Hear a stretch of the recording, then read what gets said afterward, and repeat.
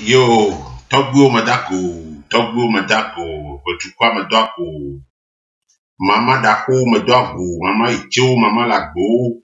madako, demi-adi, la bena, agbe mwake. Awa, ben keke vi kure yo mingba, pour nous nemiano ne okpo, vodu sela wi mabok bebon kekea. Ewe game agbasu, alo, togbo badafole bati namba, ni bakumi omi agbado go le kagodo ne mia agbado eje vitu kwire so mi ontodo kyon so boni gbanti ela bana owe edu gama de pa edu vie gbane edu gama de pa du vitu kwi ye gbane yeta ehi abamia no fo ne mia no ne edi kare kokwe gama unde kwekwe nkekema alo ne mon poko sumia sia miano ne oyo miano ne oten kwa bedi fikaile agbekai japonemi agbekai la ba japonemi na vonde la to ajoge la ba ni atin ko e kaba na mi mala godo mi la no fone miano ne owa na ne pobe no wa elaba anabe avomanu la ba omi wa togbo ma lo be avomanu ne omi o ye mama ma lo be afomanu ne wo mi o mi ano nzo le mi arokio ma mi abe no fo mi ano nzo le mi arokio nti e la be na bovi ma puna avole ro kwinti o abovi ngba ku avole ro kwinti gberegbere o e la be na avokuku ona de le mi atogbo nti non alo mi apa agbungla yo le mi asiegbe avokuku ona tokede lo si no na be maso gere la ko jenemi nene pobe maso anga plomido e na la ko jenemi bia ma plomido kaka baba na ko jenemi avio le chongo do mene bonowa ye na be unzo no avajo le kiki amanemi le via avajo mi onto mi le san le juta la Nigeria yo le ke Boko Haram la foden kamana mo le yin mi le kontegbe la Syria le ke a joglido liyo na be is leke wo la foden kamana gbetoro mi le pon America to be yo to la wu français yo vo be yo to la wu o to article le don dudu mo hama o to adita ba o hama le do dudu mo le tagbo wu ne mi abavio le tagbo wu ne mi on tocha yeta nene po bo wa mi do la wedo de ale gbegbebe mi anonzo ne mi ati mi watike ne mi adokio mo le blone mi gasia gama mingba non ku dando yo voyo bati kencho mi bio mi arokio severi ne gorilla le doade amakese yo yona be gorilla ne le doade nu kaye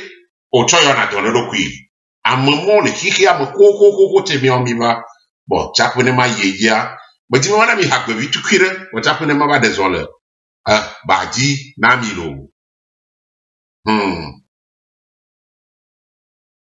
O miabe gazovio mese ture blugbe la veji bonae. Kuma ya kodape mabla bajae. Miabe gazovio mese tubegbe le lola me. Nyema ya kodape mabla bajae. Akodape miye. Soja badagba bakore nyama. Govio bakodape miye. Oku badagba bakore kasi akari vije gorome jahatu mene badagba. Akoda o ma viaje golome jahatu mene badagba le tunji akoda tari via o plero ho nu mama nya popo na tumaga o nyama badagba ma le tunji akoda tari via o plero ho nu mama nya popo na tumaga o bendele jojogbe onukele jojogbe ogbekagbe apevi jalaga le tudo mama bele onya o mi to bendele jojogbe onukele jojogbe osoja gbadagba la jalaga le tudo mama gbere waziamu benu kejo gbadagba be sécuriser onuke to sécuriser waziamu bo agbekejo gbadagba be sécuriser be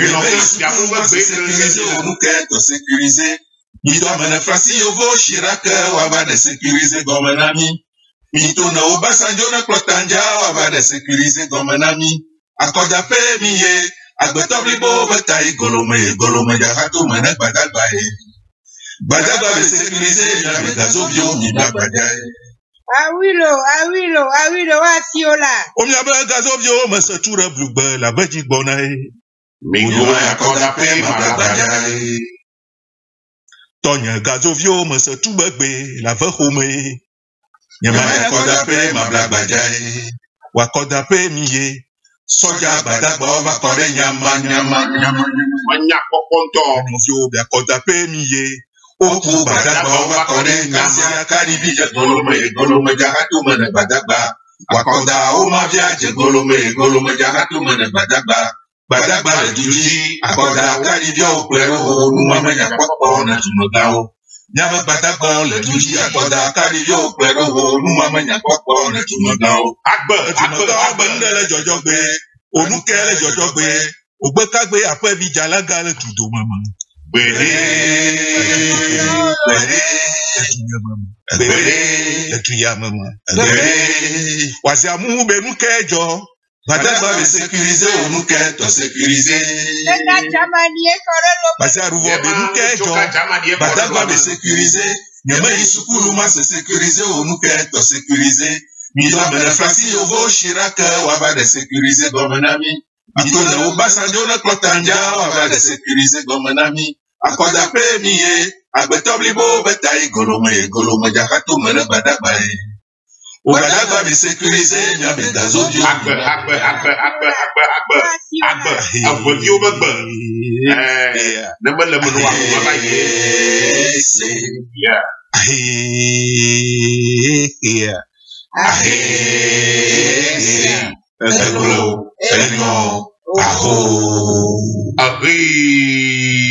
Nem yamatacho nem inuvon lao. Nemi jogbe voin la plomido kakaka cho imiabe pogbe la plomido tegbe la jemia viodi aje togbi viodi aje togbi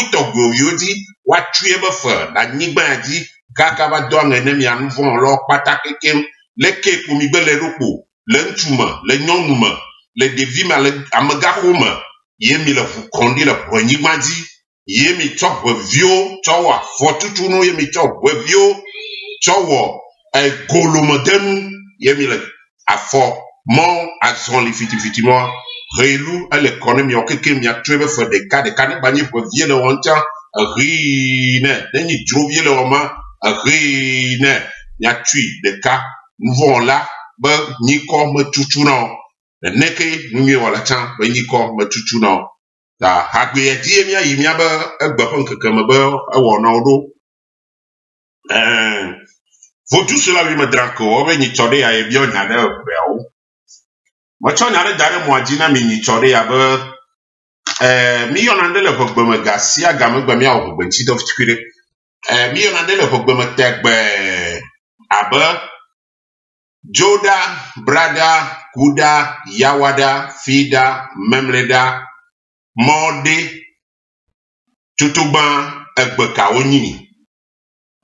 Aye, Naminya fi wochuade, Fogbemetori, le Kuyono, le Fogbemedo. Abinyabe, le Ponigbadia, Chapine, Yuvone, Oba, calendrier, le trijijaba, nkeke chobanamia retri ama weton erbe ohlena la obegbe ama egbe ama ni retri ban be mejato kosida no yo yana be kosida de gbekai eye leke ole le gbemado fikami pogbe ma choba de gbema yebe do e mejibe ma we gbe akpu idekpo wa ayi ma bionya miato na menyabe le pogbemecha be Joda, Brada, Kuda, Yawada, Fida, Memleda, yo blona. Matona madobe bere maneno Joda, Yawada, Joda, Brada, Kuda, Yawada, Fida, Memleda, Kwasieda, Bluto benu yoyo ni Ashanti benu yoyo ni Twigbe Bluto be yo na be twi. Mi yo na be bluao. Broa mi le wo be asema gbe abluna de mi to me ni ota ba ji po gbe ni o po mi abwe awo yo we vi a kore poji miawo nyi bodome vio miawo nyi vio miawo nyi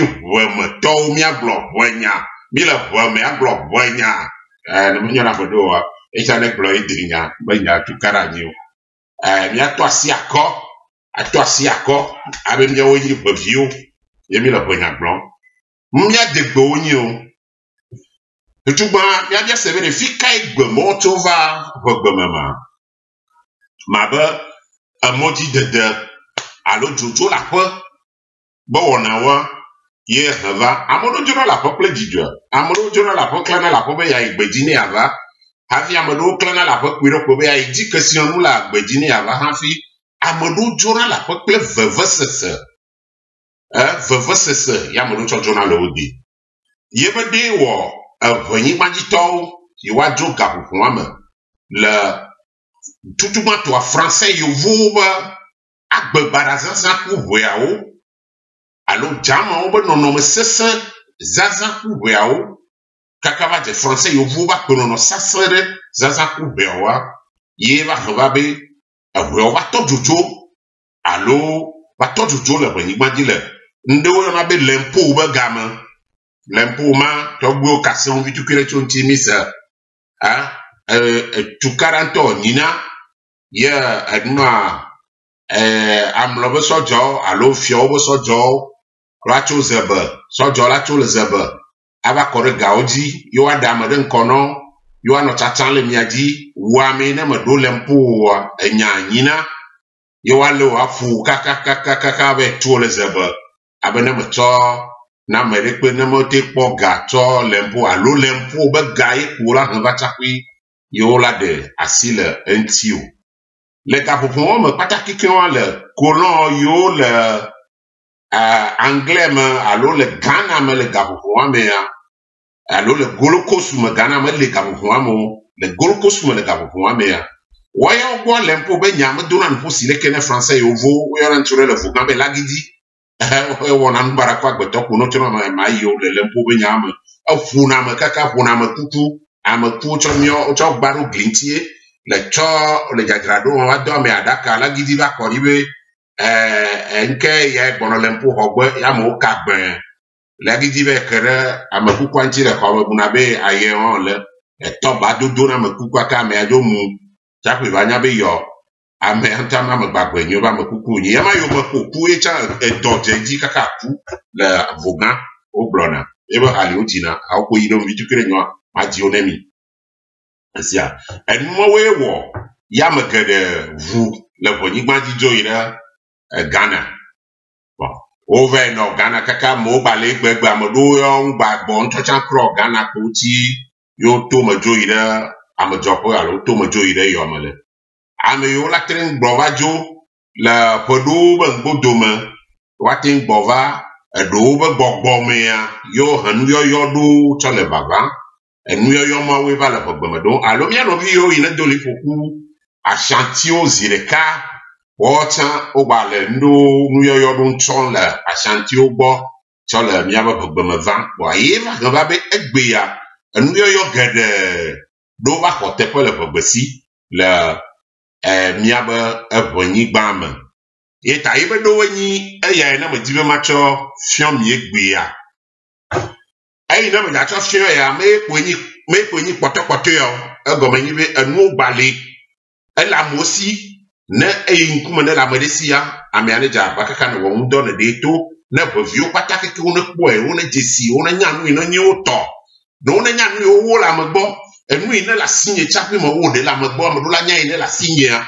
wona nyanu ina la osi chapi yo wondo la megbo gbo le nu wo la megbo ya le gbeme ya ma ka wonyu Mesia mo wona nule no viagbo fa yeta asianti o to ine mi wo lo ugboa ye mo dibe ma cho fion mi tutugban ne mi ase gome chapi no ma ba cho le ke o le do le gbegbe me a cho cha fion mi de mi po wo ma ya dia mangrole wo ma ya dibe juada totere e fri lo boy ne mo tri aban gbodom juada ya eblowa oyona nkekebe da oyana nkekea yoyana be da joa ya be da ne manyan wi na joa nyina o se o wene ne o joa da yemi yona be gbe alo nkeke yemi de aya yenyi nkeke no ya da nenyi nkeke ve o na be nenyi nkeke ka o na be da ko da mienu da miensa da nine denum nkeke amaton amakwa ye obonu yoyo ye lenyi joada ye lenyi jodagbe yimiomi blona fi miomi va cho mi ato channel ya ye egbe avale once be mi abegbe na enyi ye mi va cho gbe hede obe joada egbe ye lenyi nkeke ne miomi yona gbe de ka ne mi blobe gbe de ka ne ku mi adogbo efio mi nkeke de ka gbe ma mi ku mi le dogbo mi le dogbo gbe de ka ami me blona be gbeve me leo ka ne mi blobe gberika alon kekerika ne mi agba yo ede no nu ye nyina kekerika nkekeve nkeketon nkekene nkekaton gbe ye mi adogo efio bi azaka gbe ye mi adogo azaka di ye mi adogo le nkeke aleke gbedi ye mi blona le gbeme ne be ayina na mi ekan boa ye ya e ne mi tsowa pe la e blugbe me ya alo le tui me ye o va trozu mi atoa ye joada ele de avelea e pata keke kwa ne ko mi wema ye ni reko ye o ye ne be brada mi chogbe dem ezu brada gbe ayeji me yona ne be kuragbe ye le blogbo le ko ngro na ye kuada ye me yona be le gbogbo be mi va togbe so do kuada mi cho kuda gbe so mi le ji so le enegwa me yona ndebe yawada gbe mi abe yawada gbe ya fi na jotoa ye blobe enuyoyo yawada obe yawada mi ba to mi abe gbe ya so de nune ozu yawada gbe yeah mi le ji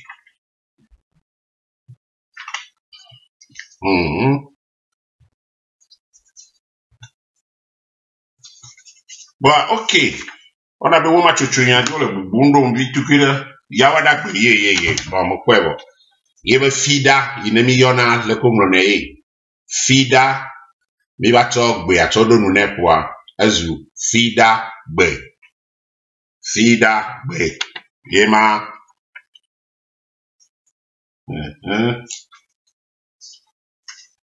eke ya fida gbe ya memle da gbe plonedo ye so consider gbe ye memle gbe bongo do me consider gbe bana consider mi cho mi ato ade nu nepwa o consider gbe sia kwa nene ye enu yoyo va ye kan ye na ye blugbe jobazu gbe ya ye mi le yoyo ta ne mi le ni komo yo ma ye ke kosi kofi yawo koku ya enua ajo abla enua yawa ekunu onyi kon keke ko ne gbe nya san gbe mo gbe ni kokoa eblu gbe ni ko de son yo onyi bon ke fifi ade mi ade bia severe lekebe o yo na edo chapi ye blu over ma bon eblu to yo yine le mi abe voma echichi oblo mese ya eye la nkeke tutuma le mi abo le yigbaji ya nkeke amaton ye mi klena ebloa le boblo nkeke ama andre yo klena yo vo nkeke ama andre ava male obi o megbegbe ya do ponkpo do ntine hodo nkeke ama ton yemi klena la problème agoma nyibe nkeke tutugban na mwa ke le considère mais alors le nkeke nya domea alors nkeke aton dome le gapo kwa mea nemi atom ya bonu wona oji ya nkeke ya ogbo itebo oyone le bia bo voni kwantibe agbana kagbe ya ye amesia me yina gblena umea oto devio nyɔnu ama tɔn le si o nyɔnu ɖeka le si o vi nene ne gbe le si kwa devio kpata keke wo yina gble ne wotɔ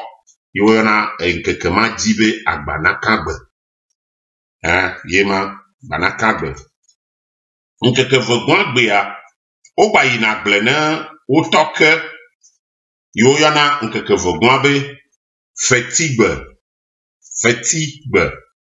ye wo gba yina gbe besia me gba yina gble ne wotɔ nkeke tɔgbɔn dzia woyɔna nkeke ma be datigbe ya dzia nyɔnu ɖe kpe ŋgba yina ŋutsu aba gble o nyɔnuwo kpata keke wɔntɔ dzo yina ɖo ba gble gba kuviwo oyi kpena ɖe wonɔ ŋuti wowɔna wɔntɔ be agbledɔ nyɔnuwo dena gble ɖe vo ŋutsuwo tsɔ dena ŋutsuwo dena gble ɖe vo nyɔnuwo dena gble ŋutsuwo ba gblea ye nyina ƒomea kpata keke ŋutɔ nyɔnuwo ba gblea nyina wɔntɔwo be egomekpɔnu ba gble wo dena wa nyɔnu yiwo yina evi tsitsi le wo sia wo gba kuviwo woyina ɖe woabe agblenyigbawo dzi woyina woabe agbleteƒewo le nkeke ya yi ne miyɔna be datigbe ya dzi ne mi dzo le ma dzia mi kpɔna nkeke ɖe miyɔnɛ be domegbe domegbe ya ne ɖevi nua ɖe sɔhɛwo tsitsiwo le mia sia sɔhɛ tsitsiwo le mia sia wokana anyigba ne sɔhɛwo womekana anyigba ne nyɔnuviwo nuka ŋuti wokana anyigba ne nyɔnuviwo mea mi kpɔna be tugbedzewo ya womenana anyigba didi ɖe o kaka wobe yewo gbe ɖo srɔ̃ɖewi kpɔa kaba le anyigba dzia nyɔnu metsina anyi o nyɔnu de mi le gaƒoƒoa me ŋutɔ nyɔnu metsina anyi o kpɔa woya kaba wodzo wodzo vɔ megbe yi ne nyɔnu wodzo va tsɔ ɖokuiwo tsɔ wɔ nua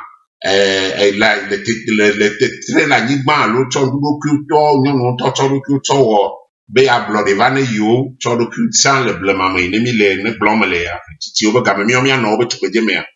dɔmegbe wona gbogbo ame ɖe be tugbedzewo dɔmegbe wo le akɔ anɔ le akɔta no tɔna nu tsɔ ne dzi va dɔmegbe wona kasi ŋuti o egbe anɔ keke wole nu gɔme vɔa oho koe le domegbe ya ɖekadzɛwo woyina gble ne wɔntɔ ɖokui na agblenyigba le wo si ne wotsi woate xɔ agblenyigba da agble ne wo ɖokuiwoa le domegbea wo kpata woyina gble ne wo ɖokuiwo eye woyi ne meɖo agble le wo ɖokuiwo si o ake woyina gble ne wo dzilawo woayi agble ne wo nɔwo ta nene ye nkekea nɔ le eʋenyigba dzi le gaƒoƒo ma me ye keŋ nkekea tɔgbɔn agbea enyina nkeke ɖe yi ne mi gblɔna be mi yɔna be aƒetigbe yina ame sia ame tsina aƒe me nyi wogba yɔnɛ le nkeke bu wogba yɔnɛ le nyikɔbu tsa dzi be eklẽgbe menyi vodzuwo ba zã enyina zã kɔkɔe ma yi atsi ewi medzena egbe ŋuti o egɔme nyi be nkeke ma nyina egbewo tsɔ be gaƒoƒo yi wotsɔ yro na wo ɖokuiwo tɔgbewo ɖe da ɖi be nkeke wa ne nyi nkeke bɔbɔe ɖe ne wotsã yi ne woatsɔ ɖa mi se gɔme kui ɖe ƒo be egbe yiwo ati yiwo eka yiwo ŋɖe kpekpe yiwo be nyi kpɔa enu gbɔgbɔwo nyi abe míawo ke nene yi ne dze ne bubu tɔxɛ le ʋenyigba dzi nyi ʋekɔnu gã ɖeka le fi ɖa gbea ame ɖe kpe alo le aƒetigbe ya ame ɖe kpe meyina fi ɖe kpekpe ame sia ame nɔna aƒe me kpatsawo kekeŋ ewiwo kekeŋ edanuwo kekeŋ wonɔna aƒe me ame ɖe kpe mewɔna egbe be ŋutidɔ wolo le nkeke ya dzi o bɔn ne miatsɔ ye dzia ye miatsɔ vɔ egbe ƒe nkeke be nkeke enyi mi meɖona kɔsiɖawo nkeke enyi gbe ye mi gblɔna nke 15 gbe ye mi gblɔna na nke aɖe dze ɖe dzi alo ne miayɔ kɔsiɖa blibo ɖeka be enyagbɔgblɔwa mi gblɔna be nke enyi gbe alo miagblɔ be nke 15 gbe Wa ne ma da sile mi anti kuiria ma da sile mi aba renoga anti ne glo mi aba bada ba oba nyane mi aba se ke hello godu so la wi O miabe gazovio mese ture blugbe la veji gbona e. Kuma ya koda pe mabla gbajai. Miabe gazovio mese tube gbe le lola me. Nyama ya koda pe mabla gbajai. Akoda pe miye. Soja gbadagba oba kore nyama. Monvio ba koda pe miye. Oku gbadagba oba kore kasi akari vije golome jahatu mene gbadagba. Akoda oma viaje golome jahatu mene gbadagba. Gbadagba le tuji. Akoda akari via oklero ho numa menya pokpo ne tumaga o. Nyame gbadagba ma le tuji. Akoda akari via oklero ho numa menya pokpo ne tumaga o. Otumaga bendele jojogbe. Onukele jojogbe. Ogbekagbe apevi jalagale tudo mama. Onya o mito bendele jojogbe. Onukele jojogbe. Osoja gbadagba la jalagale tudo mama. Gbede